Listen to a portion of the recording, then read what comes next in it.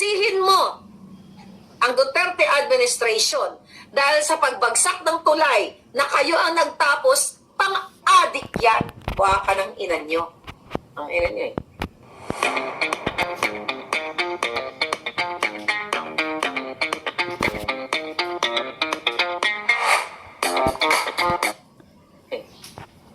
Tusukan nyo kayo ng formalin, katulad ni Lisa Canas eh.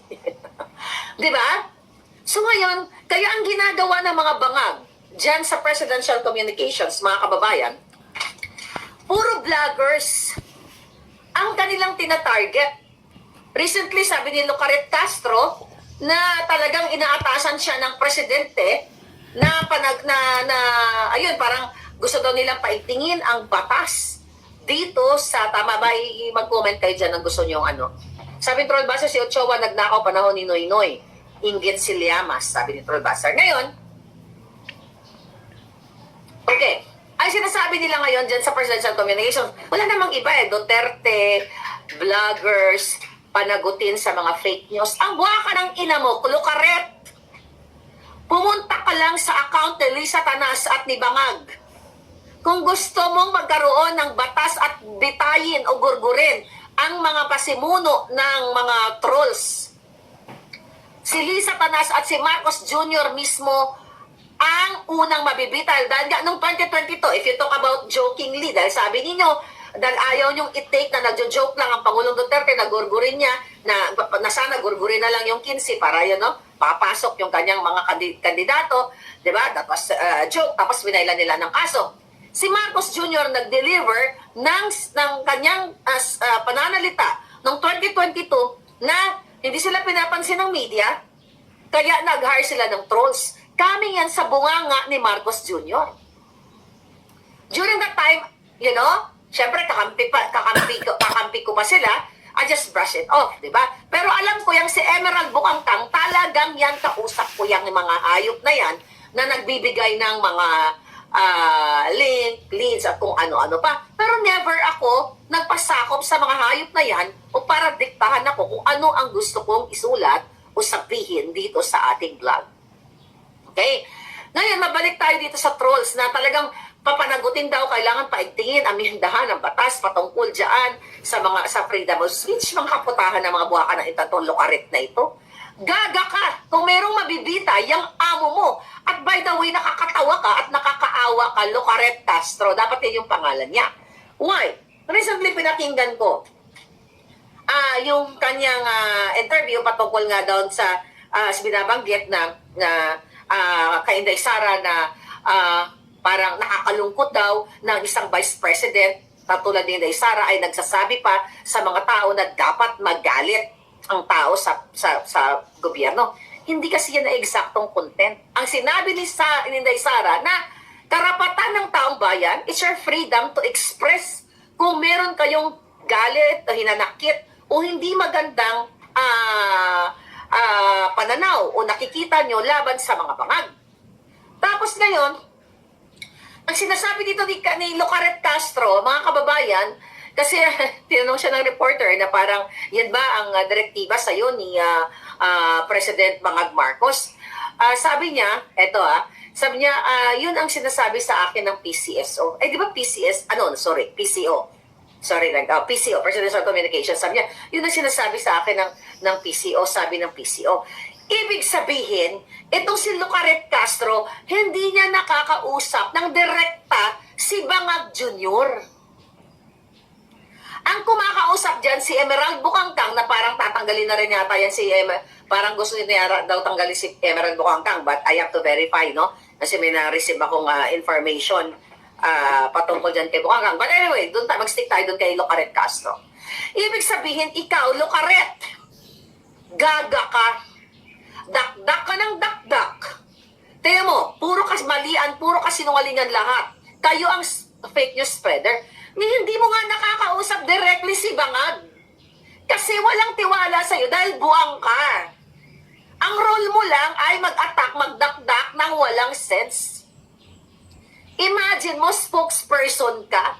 You talk, kumbaga, bawat buka ng bunganga mo magre-represent sa presidente. Pero hindi mo nakakausap directly So, yung sinasabi sa'yo ni Bukang Tang o sino man dyan, ni Bulldog, ni Honey Rose, na ito sabihin mo, ganito, ganyan, ganyan. Maaring mga katang isip na lang nila yan.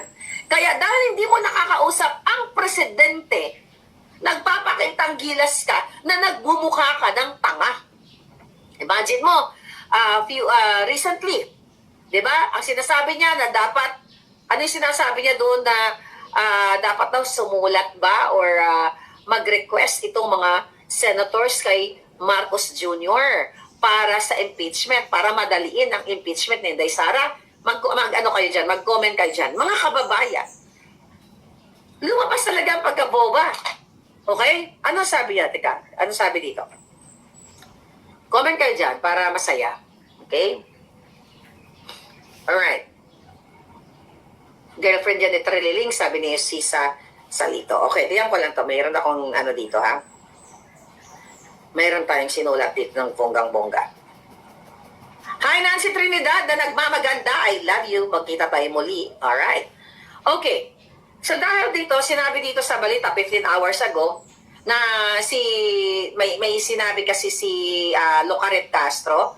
Okay? Ito, sabi niya, okay. Para daw mapabilis nga yung pag-impeach, ang impeachment trial kay Inday Sara ay dapat mag-send ng sulat, letter of request, etong mga senador o like si Escudero kay Bangag para nga ma-fast track mapabilis ang pag-impeach kay Inday Sara. Tanga! Abogadong pulpul. Gaga ka ba? Diba? Bakit siya gaga? Mga kababayan, ang impeachment ay wala dapat impluwensya ang presidente sa tunay na usapin. Dadali ang sinulat natin dito kanina. Okay. Dapat ang presidenteng matino. Hindi siya dapat nakikialam dito sa usapin ng impeachment. Pero nakita naman natin yan nung panahon ni Noynoy, yung pag-impeach nila kay CJ Corona ay nagkaroon ng bayaran na 20 billion pesos. At yan recently na ni sino yon? Dating Uzat yung tumatakbo ngayon ng senador, si Norberto Gonzales. Sinabi ni Norberto Gonzales na during panahon ni Noynoy nagkaroon ng bayaran ng 20 million pesos para impluwensyahan ang impeachment ni laban kay CJ Corona. At pero syempre, kung matalino at hindi lukaret si Castro, hindi niya sasabihin yan. Hindi niya sasabihin sa public na, kayo dyan sa Senate, sumulat kayo, mag-send kayo ng letter request letter kay Bangag para mapabilis ang impeachment trial kay Inday Sara. Oh my God. Nilulubog niya ang sarili niya sa kumunoy o sa kanal na mabaho pa sa kipay ni Lisa Tanas. Dahil what? Hindi dapat makialam ang presidente diyan sa impeachment na yan. By what? Dahil mayroong tinatawag na separation of powers. Hindi pwedeng manghimasok yan. At mayroong tinatawag na proseso or constitutional process sa pag-impeach sa isang impeachable officer, which is hindi naman impeachable si Inday dahil nga gawa-gawa lang nila yung mga binabato nila kay Inday Sara to damage control, to cover up sa lahat ng pagnanakaw ni Marcos Jr., ni Lisa Tanas, na mga buwaka ng inang sa Wadcom Tricom, katulad na lamang ng 5,500 control, ang program funds, ang pag-zero sa PhilHealth, at yan ngayon, dinig na dinig nyo sa Korte Suprema, na dinownload nila ang pondo ng PhilHealth papunta sa National Treasury para makuha nila yung pera at sasabihin nila ay binudget doon sa mga infrastructure which is funded already. Nakita nyo yon? Ito ay mga cover-up.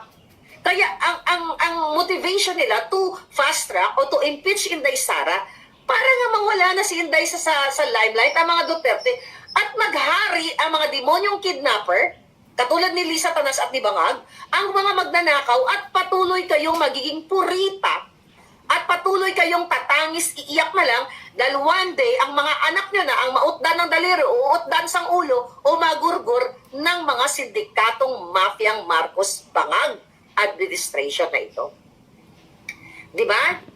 Team Kain Suka, Lucarit yan, sabi ni BCBs. Ngayon mga kababayan, kung matino itong si Lucarit Castro, which is Lucarit nga, di ba, as spokesperson ng presidente, dahil ang matinong presidente, dapat yan ay presidente ng lahat. Ibig sabihin, hindi ka dapat nagpapakita ng pagkutya mo sa ibang sektor ng lipunan, katulad na lamang nung sinabi ni Bangag na ang mga senatorial balls ni Pangulo Duterte ay parang pinabili lamang ng suka. 'Di ba? At nabigyan ng Certificate of Candidacy. Bilang isang presidente na matino ay hindi ka naggaganyan-ganyan. Well, yun yung strategy nila. To destroy others para masabihin na sila ay wala daw bahid ng korupsyon o pagnanakaw ang kanyang mga Senate slate. Wala ba kayo doon?